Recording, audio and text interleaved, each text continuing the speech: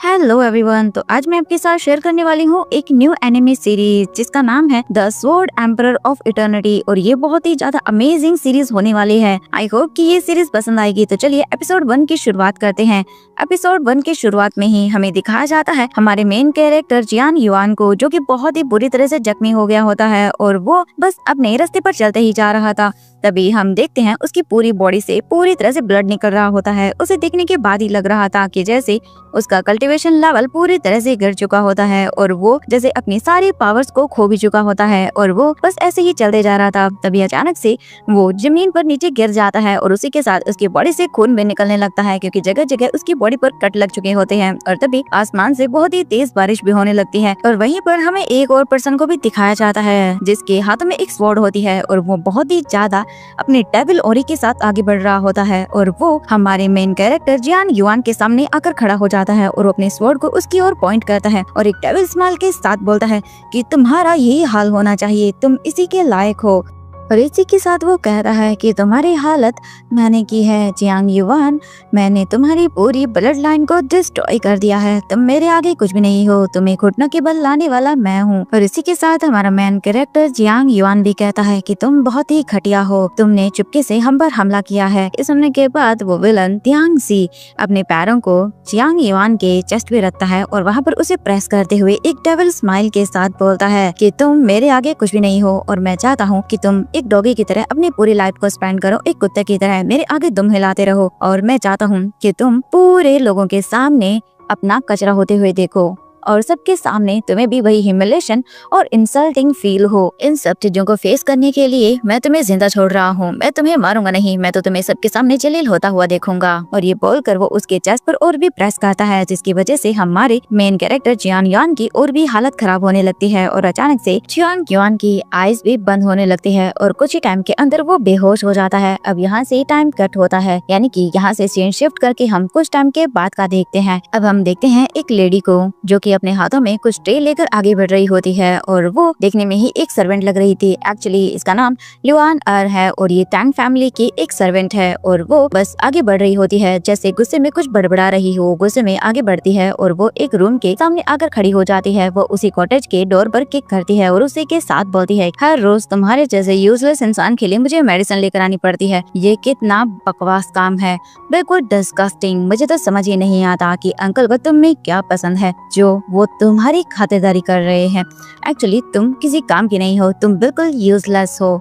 किसी इंसान की पावर्स जाने के बाद वो जिंदा भी कैसे रह सकता है, तुम कितने घटिया इंसान हो। वो सर्वेंट लेडी और भी ज्यादा जियांग युआन को वहाँ पर बातें सुलाने लगती है और उसी के साथ वो उसे और भी ज्यादा टोंट मारने लगती है और वो उसे एक बार फिर से टोंट मारते हुए कहती है कि तुम्हें तो कुएं में कूदकर मर जाना चाहिए, तो इसी के लायक हो, तुम्हारी तो कोई औकात भी नहीं है, तुम्हारे जैसा यूजलेस इंसान अब तक जिंदा भी कैसे रह रहा है। और ये बोलकर वो वहाँ से और भी ज्यादा जियांग युआन को सुनाकर चली जाती है। हम कुछ टाइम के बाद देखते हैं जियांग युआन धीरे धीरे अपनी आईज को ओपन करता है और उसी के साथ वो चारों तरफ देखता है। फिर उठकर वो उसी मेडिसिन बॉल के पास जाता है और वो उस मेडिसिन बॉल को अपने हाथों में उठाता है और उसे वो स्मेल करता है तो उसे वो स्मेल बिल्कुल भी पसंद नहीं आती है और वो बोलता है ये कितनी बकवास है। उसी के साथ वो उस बॉल को नीचे रख देता है। पर तभी अचानक से हम देखते हैं वहाँ पर जो विंड थी उसकी जैसे कि मानो फ्रेग्रेंस चेंज हो रही हो और उसी के साथ उसे वहाँ पर एक अलग सा ऑरा भी फील होता है। और ये देख के जियांग युआन तो थोड़ा सा शॉक हो जाता है क्योंकि ये डिफरेंट था, जैसे कि मानो कुछ तो यहाँ पे चेंज हो रहा था। और ये देखकर जियांग युआन भी थोड़ा सा अजीब सा महसूस करता है और फिर जियांग युआन को याद आता है कि उसे त्यांग जी ने कहा था कि वो उसे मारना नहीं चाहता है, वो तो उसे जिंदा रखना चाहता है ताकि सबके सामने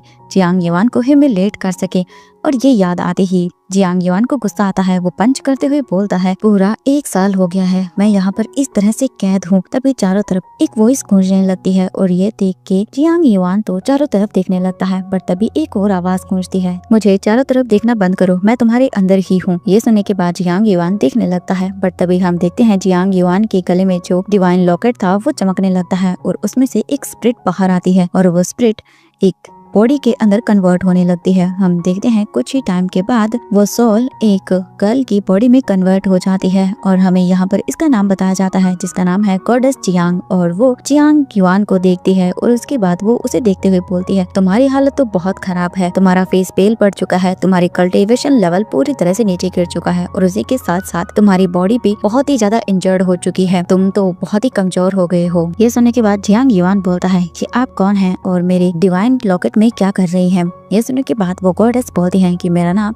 गॉडेस जियान है और मैं तियान यू स्वॉर्ड की मास्टर हूँ। और अब मुझे तुम ये बताओ कि तुम्हें ये डिवाइन लॉकेट किसने दिया है, आखिरकार ये लॉकेट तुम्हारे पास कर क्या रहा है। ये सुनने के बाद चियांग युआन बोलता है कि ये लॉकेट मुझे मेरी माँ ने दिया था मरने से पहले। और ये सुनने के बाद वो गॉडेस कुछ सोचती हैं और उसके बाद चियांग युआन को देखती हैं और उसके बाद बोलती हैं कि ठीक है, तुम क्या फिर से अपनी ब्लड लाइन को एक्टिवेट करना चाहते हो, क्या तुम फिर से एक स्वॉर्ड मास्टर बनना चाहते हो? अगर तुम्हें बनना है तुम बिल्कुल वैसा ही करना होगा जैसे मैं तुमसे कहती हूँ। ये सुनने के बाद जियान युआन बोलता है बिल्कुल, मैं बिल्कुल वैसा ही करूंगा जैसा आप मुझे कहेंगी। पर फिर वो याद करता है कि उसकी तो जो पावर्स हैं वो पूरी तरह से डिस्ट्रॉय हो गई हैं। ये सुनने के बाद वो बोलता है और वहीं मेरे पिता की भी मृत्यु हो चुकी है और उसी के साथ साथ तियान फैमिली ने मेरी फैमिली के साथ बिल्कुल ट्रैश जैसा व्यवहार किया था। उन्होंने मुझे भी सबके सामने ह्यूमिलेट किया और मुझे पिछले 1 सालों से यहाँ पर उन्होंने बंदी बना कर रखा हुआ है। अगर आप मुझे फिर से स्वॉर्ड मास्टर बनने में मदद कर सकती हैं और मुझे पावरफुल बना सकती हैं तो मैं इसकी कोई भी कीमत चुकाने के लिए तैयार हूँ। एंड ये सुनने के बाद हम देखते हैं गॉडेस जियांग को, जो कि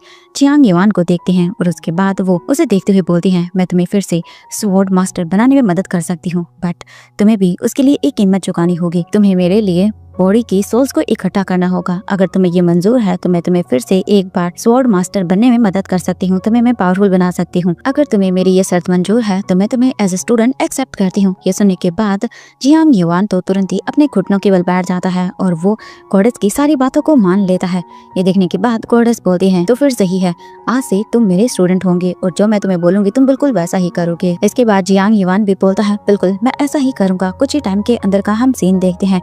अभी हम देखते हैं गॉडेस जियांग को और उसी के साथ जियांग युआन को, जो कि कॉटेज के अंदर बैठे होते हैं और वो जो गॉडेस थी अपनी पावर्स को जियांग युआन को दे रही होती है। वो अपनी स्पिरिचुअल एनर्जी और उसी के साथ अपने पावर्स को भी वो जियांग युआन के अंदर ट्रांसफर कर रही होती हैं और वो अपने अंदर जितने भी पावर्स थी वो सारी की सारी उसमें ट्रांसफर करती हैं और वो काफी सारी चीजें जियांग युआन को सिखाने लगती हैं। जियांग युआन भी बिल्कुल सारी बातों को मानते हुए उन सारी एनर्जी को अपने अंदर अब्सॉर्ब करने लगता है। हम कुछ ही टाइम के बाद का सीन देखते हैं।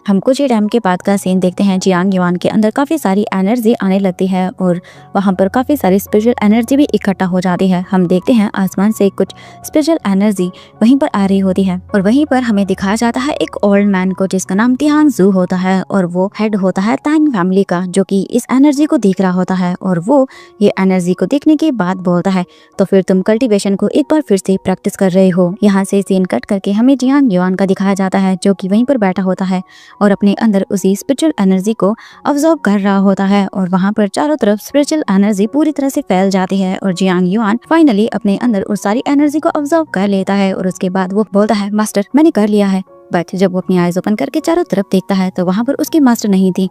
जियांग युआन तुरंत ही उठकर चारों तरफ देखने लगता है और वो आवाज लगाने लगता है कि मास्टर आप कहाँ पर हैं। तभी उसे आवाज आती है कि तुम्हारी मास्टर कॉटेज के ऊपर है। जियांग युआन कॉटेज के ऊपर की ओर देखता है और उसके बाद जियांग युआन उन्हें देखते हुए बो करते हुए बोलता है कि मास्टर मैंने सारी एनर्जी को अच्छे से अब्सॉर्ब कर लिया है। इसके बाद गॉडेस उसे ऊपर आने के लिए बोलती है। जियांग युआन भी गॉडेस के सामने आकर खड़ा होता है। गॉडेस उसे देखती है। जियांग युआन बोलता है, ये बहुत अच्छा है, मुझे काफी अच्छा फील हो रहा है। ये सुनने के बाद गॉडेस बोलती हैं, अपने आसपास की चीजों को महसूस करो। जियांग युआन अपनी आंखें बंद करके अपने आसपास की जो एनर्जी थी, जो पावर था, उन सभी को फील करने लगता है और जियांग युआन को छोटी से छोटी चीजें भी महसूस होने लगती हैं। वो उनकी एनर्जी को महसूस कर सकता था। इसके बाद जियांग युआन अपनी मास्टर को देखते हुए बोलता है, मास्टर ये बहुत अच्छा है, मुझे काफी ज्यादा अच्छा फील हो रहा है और ये पावर्स बहुत ही डिफरेंट हैं, मुझे काफी पावरफुल फील करवा रही हैं। जियांग युआन को देखने के बाद गॉडेस उसे बताती हैं कि ये पावर्स बहुत ही ज्यादा पावरफुल हैं, बट तुम्हें पूरी तरह से इन सारी चीजों को सीखने में टाइम लगेगा और ये चीजें बहुत ही ज्यादा पावरफुल है, तो ये किसी पर भी हावी भी हो सकती हैं। इसे वो ही हैंडल कर सकता है जिसकी स्पिरिचुअल एनर्जी बहुत ही ज्यादा स्ट्रॉन्ग हो और उसी के साथ उसकी बॉडी भी स्ट्रॉन्ग होनी चाहिए। इसके बाद वो देखती हैं ये चैन को और फिर वो वहाँ पे एक अपने मैजिक से क्रिएट करती हैं एक स्पिरिचुअल एनर्जी को और उसी के साथ हम वहाँ पे देखते हैं एक स्वॉर्ड को। वो जियांग युआन से कहती है कि तुम एक extra ordinary powerful sword master बनोगे और तुम्हें इसके लिए बहुत ही ज्यादा कल्टीवेट करना होगा। अगर तुम्हें भी इन पावर्स को अपने अंदर लाना है, तुम्हें इन पावर्स को सीखना है, तो उसके लिए तुम्हें बहुत ही ज़्यादा मेहनत करनी होगी। ये सुनने के बाद जियांग युआन बोलता है कि बिल्कुल वो ऐसा ही करेगा।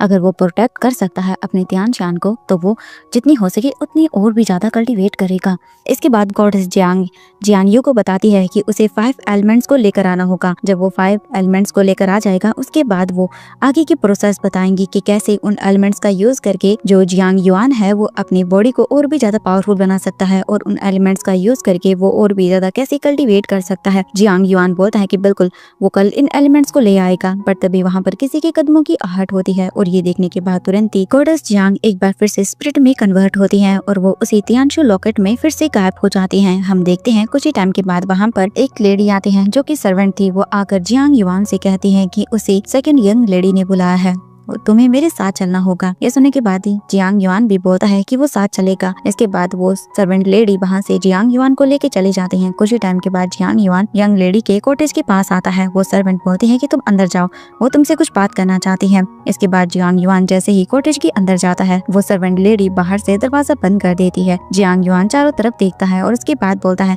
कि सेकंड यंग लेडी, आपने मुझे बुलाया, आप मुझसे क्या बात करना चाहते हैं? जियांग युआन चारों तरफ देखता है रूम में, पर वहाँ पर ऐसा कुछ भी नहीं होता। तभी अचानक से जियांग युआन को महसूस होता है कि जैसे यहाँ पर कुछ गलत हुआ है, और वो जैसे ही बेड की तरफ देखता है, वो थोड़ा सा टर्न करता है। जियांग युआन वहाँ के पर्दे को हटाता है और वहाँ पर वो देखता है सेकंड यंग लेडी बेड पे वहाँ पर सो रही होती हैं, और उसकी बॉडी पूरी तरह से जैसे अजीब सी तरह से रिएक्ट कर रही थी। और ये देखने के बाद जियांग युआन बोलता है, आखिरकार यहाँ पर हुआ क्या है? ये कैसे हो सकता है? इन्हें क्या हुआ है? और वो चेक करने लगता है। तभी हम देखते हैं जियांग युआन के उसी लॉकेट से एक वॉइस आती है कि इस लिटिल गर्ल को किसी ने पॉइजन दिया है और ये जल्द ही किसी भी टाइम मर सकती है। ये देखने की तुरंत ही बात तो जियांग युआन घबरा जाता है और वो बोलता है, मास्टर क्या आप श्योर हैं कि इसे पॉइजन दिया गया है? ये सुनने के बाद गॉडेस जियांग फिर से उसी डिवाइन लॉकेट से बोलती है, ऑफ कोर्स ये कुछ ही टाइम के अंदर जल्दी मर जाएगी, क्योंकि पॉइजन बहुत ही जल्दी असर कर रहा है। ये देखने के बाद जियांग युआन बोलता है, मास्टर क्या आप इस लड़की को बचा सकते हैं? इस लड़की को बचा लीजिए मास्टर। ये सुनने के बाद गॉडेस जियांग बोलती है कि आखिरकार मैं इस लड़की को क्यों बचाऊं? ये सुनने के बाद जियांग युआन भी वहीं पर बैठ जाता है और वो बताता है कि ये लड़की बहुत ही ज्यादा काइंड है, ये काइंड हार्टेड है, ये उसकी मदद करती थी पूरी तियान फैमिली जब उसे पूरी तरह से ट्रीट किया करती थी, तब ये ही एक लड़की थी जो उसे अच्छे से ट्रीट किया करती थी। ये बहुत ही काइंड है, तो मास्टर इसे बचा लीजिए। इसके बाद गॉडेस जियांग कुछ देर सोचते हैं और बोलते हैं कि ठीक है, मैं इस लड़की को बचा लूंगी, बट उसके बाद तुम्हें मेरी 2 बातों को मानना होगा। यह सुनने के बाद जियांग युआन बोलता है कि वो गॉडेस की सारी बातों को मानेगा जो उसके मास्टर कहेंगी। इसके बाद हम देखते हैं जो गॉडेस जियांग थी वो जियांग यू को कहती है कि सबसे पहले तो तुम्हें 1 महीने के अंदर ही मेरे लिए सोल बॉडीज को इकट्ठा करना होगा, और दूसरी बात ये कि तुम्हें 1 साल के अंदर अंदर ही सोल्ड पीक वर्ल्ड रिलैम के हायर लेवल तक पहुंचना होगा कल्टीवेट करके। यह सुन के जियांग युआन बोलता है कि बिल्कुल वो ऐसा ही करेगा। तभी हम देखते हैं गॉडेस उसे बताती हैं कि ये करना आसान नहीं होगा, अगर तुमने बीच में ये सब चीज़ें नहीं की तो फिर। यह सुन के जियांग युआन बोलता है कि मास्टर आप चिंता मत करिए, मैं बिल्कुल वैसा ही करूँगा जैसा आपने मुझे कहा है।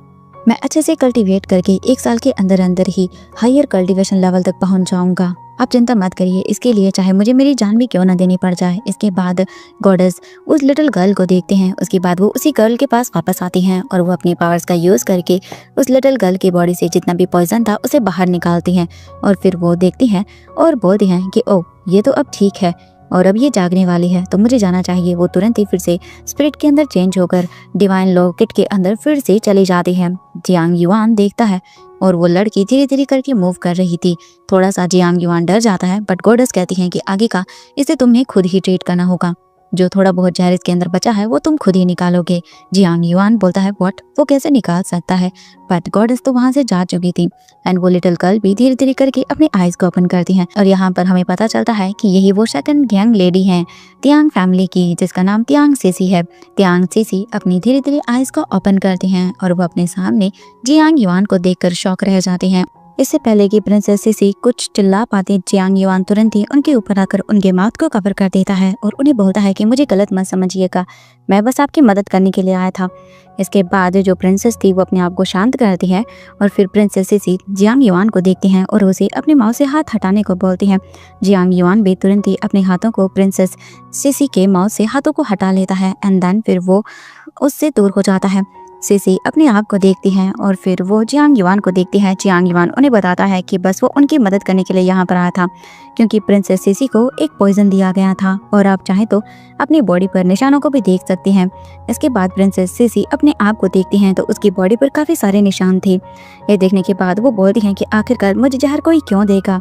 इसके बाद जियांग युआन बताता है कि उसे जो सर्वेंट लिवान अर है वो कहने के लिए आई थी कि आपने मुझे बुलाया है और वो ही मुझे यहाँ पर लेकर आई थी।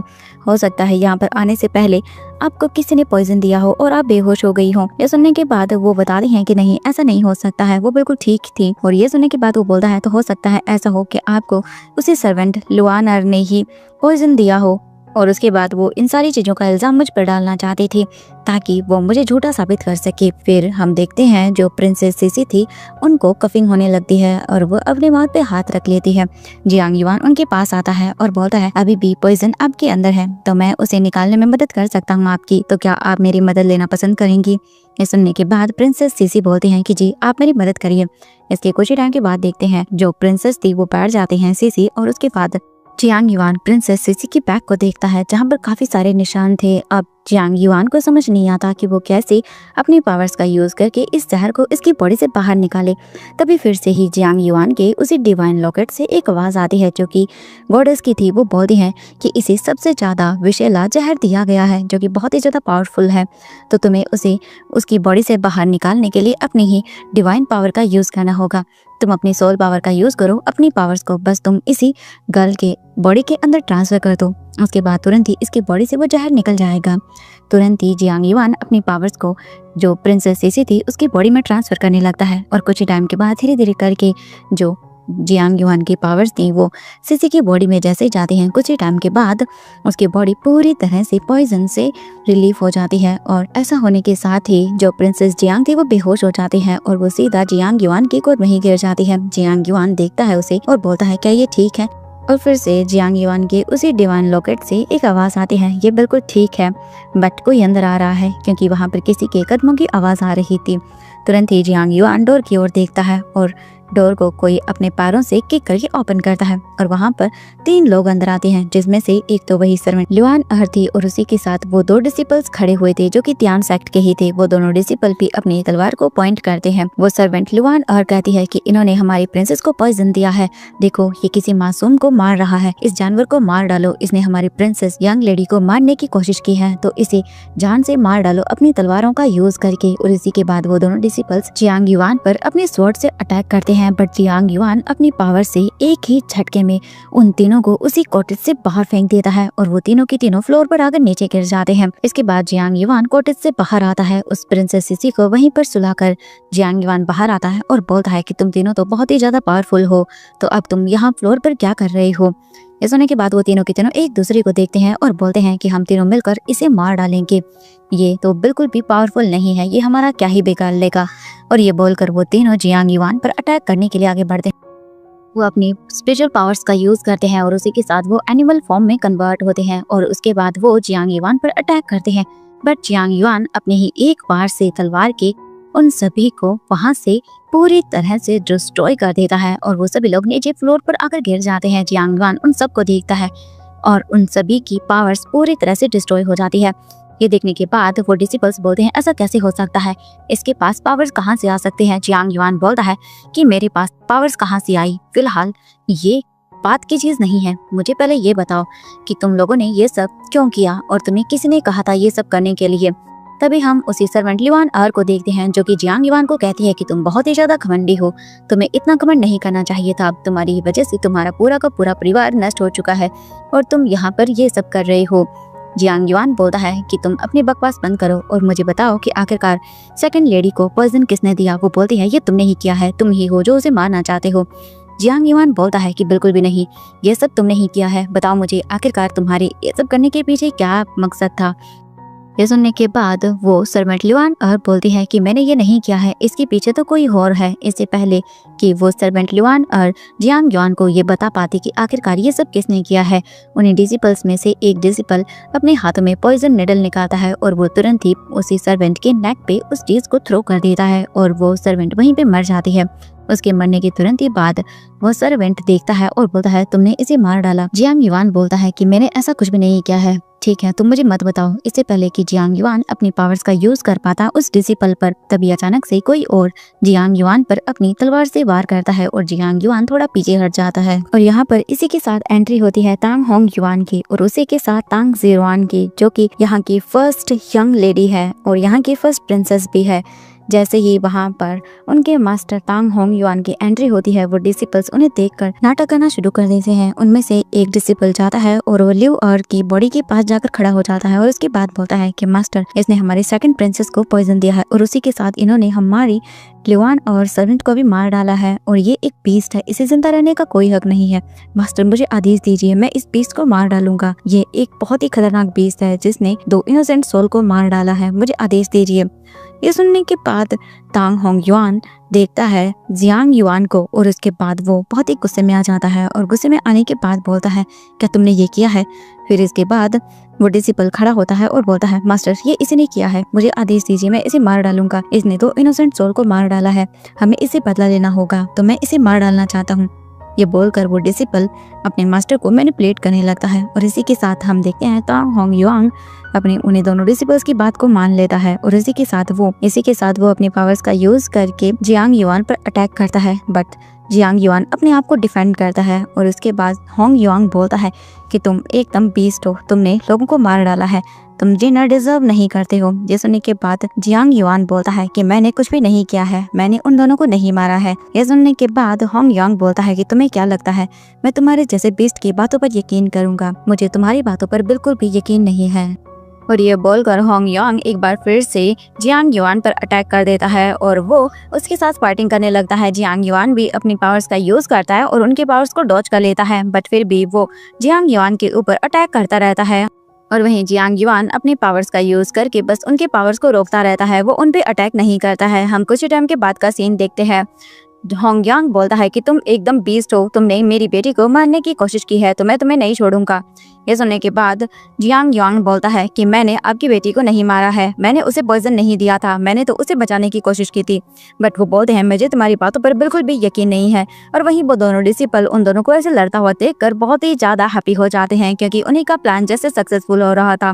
बट तभी हम देखते हैं जैसे ही होंग युआन जियांग युआन पर अटैक करता है, जियांग युआन उसे डॉज करता है और तभी वहाँ पर हम देखते हैं एंट्री होती है प्रिंसेस सीसी की और वो ये सब फाइटिंग का सीन देख के बोलती है कि पिताजी आप रुक जाइए, आप क्या कर रहे हैं? पांग सीसी अपने पिता को रोकते हुए कहती है कि आप ऐसा मत करिए, आप उस पर अटैक क्यों कर रहे हैं? उसने तो मेरी जान बचाई है, न कि उसने मुझे मारा है, आप रुक जाइए। और ये सुनने के बाद होंग युआन तुरंत रुक जाता है और वो अपनी बेटी सीसी को देखने लगता है। सीसी बोलती है पिताजी रुक जाइए।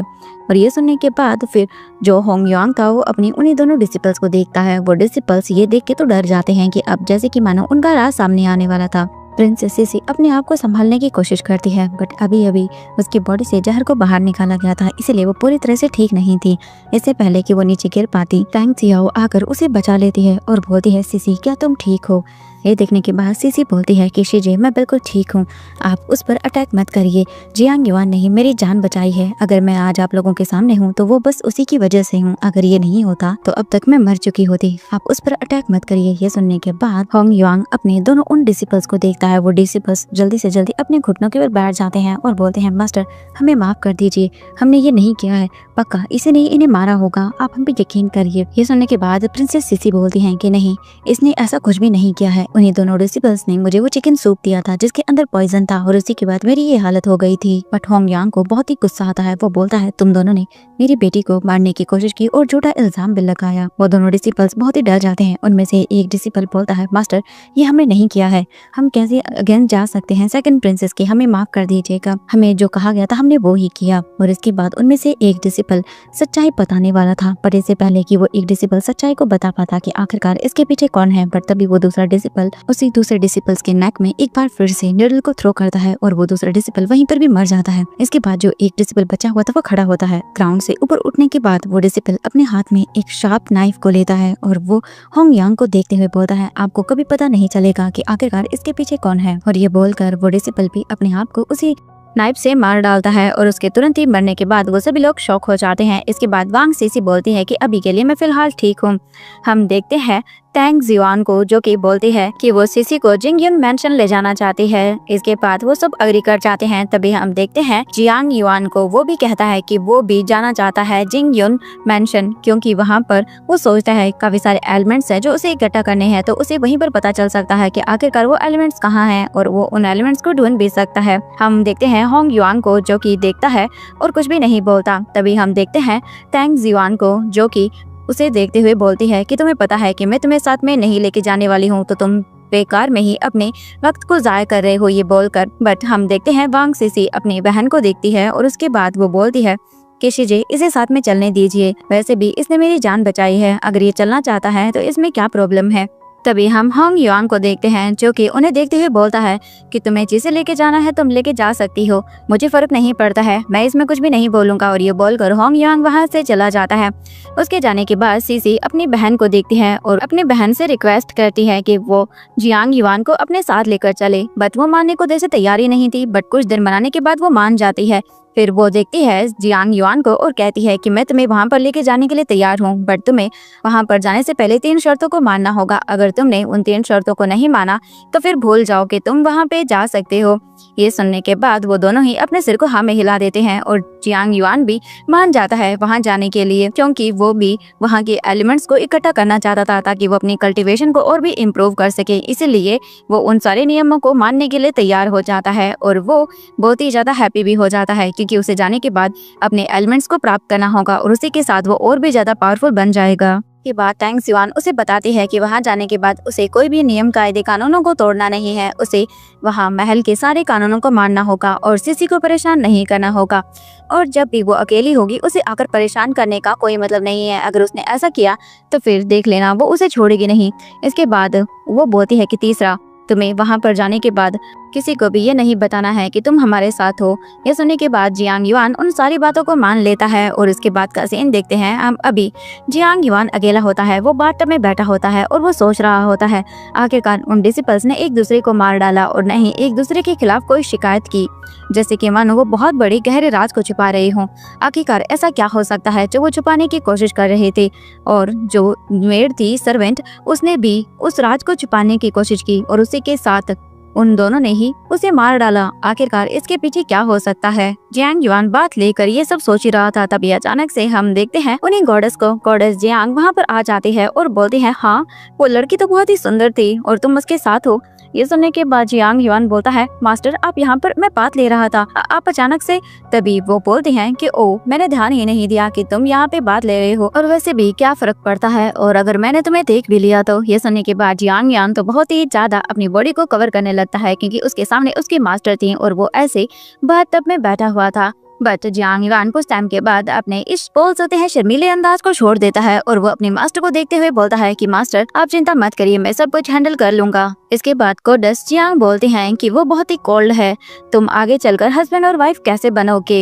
ये सुनने के बाद जियांग युआन बताता है कि उनकी मैरिज जो है ना वो एकदम अरेंज मैरिज हुई है, तो अभी तक वो श्योर भी नहीं है। ये सुनने के बाद वो बोलते हैं कि वो तुम्हारे प्रति बहुत ही कोल्ड है और मुझे वो बिल्कुल पसंद नहीं आई। ये सुनने के बाद जियांग युआन बताता है कि हमारी मैरिज अरेंज थी और अभी तक कुछ भी डिसाइड भी नहीं हुआ है। वैसे वो मैं जानता हूँ कि कोल्ड है, बट उसने एक बार मेरी जान भी बचाई थी, तो इसीलिए आप चिंता मत करिए मास्टर।